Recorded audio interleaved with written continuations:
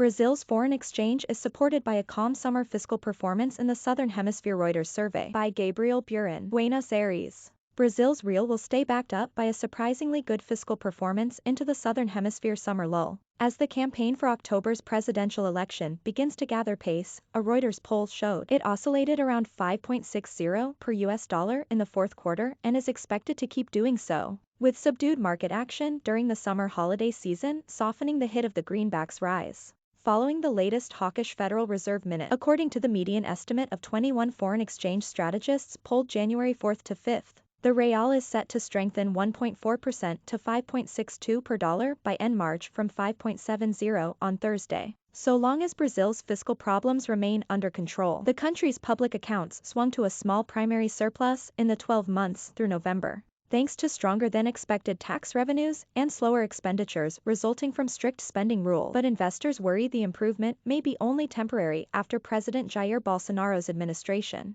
tweaked the fiscal framework last year to gain budget leeway for social programs before the vote. Bolsonaro is trailing in election polls behind former President Luiz Inácio Lula da Silva, who has said he would seek to build a broad range of alliances in a bid to unite a divided country. Having been on a positive trajectory since 2016 and into the pandemic, it looks as though Brazil's post-pandemic policy mix could be heading in the wrong direction, said Padre Garvey, ING Regional Head of Research, America. This can be categorized as a pre-election government looking to find loopholes in the constitutional spending cap, and deteriorating fiscal risk premia forcing the central bank into even more aggressive rate hike. Brazil's central bank is leading the most aggressive policy tightening drive in the world. It raised the key interest rate to 9.25% from 2% in 2021, and is maintaining an orthodox view this year to fight persistently high inflation. The real was forecast at 5.70 per dollar in 12 months, virtually flat compared to its value on Thursday at 5.70 and more solid than an expected